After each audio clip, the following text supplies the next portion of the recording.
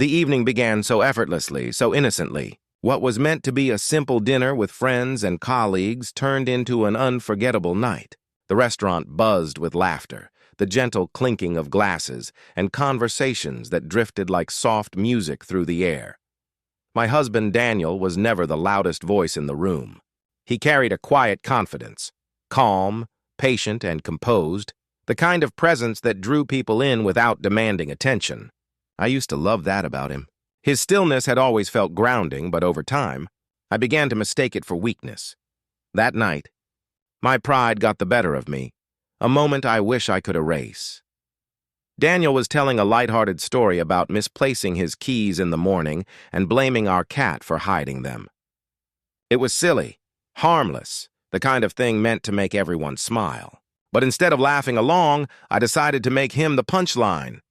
"You should have seen him," I said with a teasing grin, and the group leaned in, curious. I exaggerated the story, mimicking his voice, describing how he'd torn the house apart while accusing the poor cat of theft. The table burst into laughter, and the sound fed my ego. I kept going. I played up his frustration, joked that he'd be lost without me, and basked in the attention like it was applause. Every laugh made me bolder, until I finally looked at Daniel. He was smiling, but not the kind of smile that reached his eyes. It was polite, distant. He said nothing as I went on, his expression unreadable. A few co-workers joined in, teasing playfully, and even my best friend. Mia laughed and said, "Every man needs supervision." I laughed the loudest, blind to the damage I was doing. Then, when the laughter died down, Daniel lifted his glass. His voice was calm, steady, but his words hit harder than any shout ever could. "You're right, sweetheart," he said evenly. "I do need supervision, especially when I'm busy running 3 companies and keeping a roof over our heads." The laughter vanished. His tone wasn't cruel or defensive, just honest, real, and it sliced through me like ice. My smile faltered. Around the table, I saw eyes widen, heard someone whisper, "3 companies?" I felt my stomach drop. Daniel never bragged about his work. He never needed to. In that moment, I realized how little I'd acknowledged the world he carried quietly on his shoulders. How much I'd taken for granted. Daniel went on, his voice still calm but laced with something powerful. "It's funny how people confuse quiet with clueless," he said. "Sometimes quiet just means focused." No one spoke. Even the waiter who'd been approaching stopped and silently backed away. Daniel took a sip of his drink and met my eyes. "You've always liked making people laugh, Emily," he said softly. "I just wish you didn't have to do it at my expense." The room seemed to tilt. My throat tightened. My face burned. The attention I'd craved seconds earlier now felt suffocating. I forced out a laugh, hoping to dissolve the tension, but no one joined me. The rest of the night dragged painfully. Whenever Daniel spoke, people truly listened, while I sat in silence, drowning in the humiliation I'd created. I had mocked the one person who had never once made me feel small. When I looked at him again, I saw it. Not anger, not wounded pride, but exhaustion. That quiet kind of heartbreak that doesn't explode. It simply breaks something deep inside.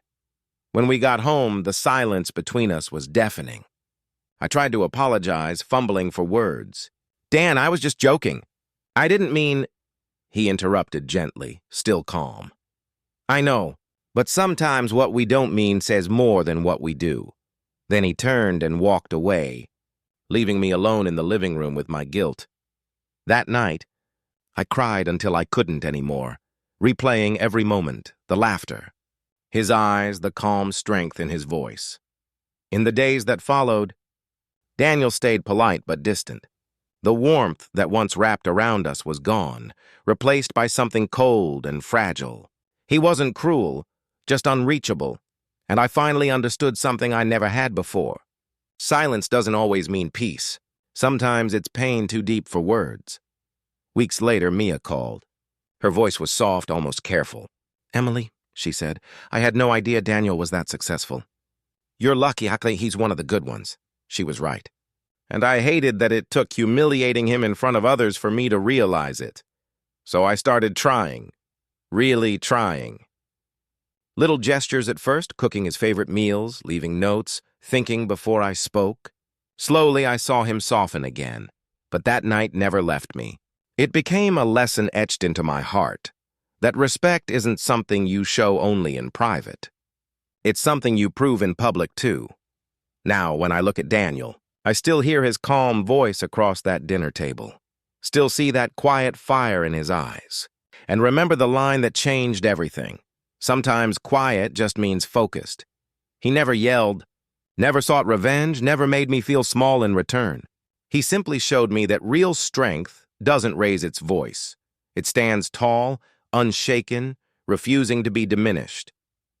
That night, he didn't just silence the room, he silenced my arrogance forever.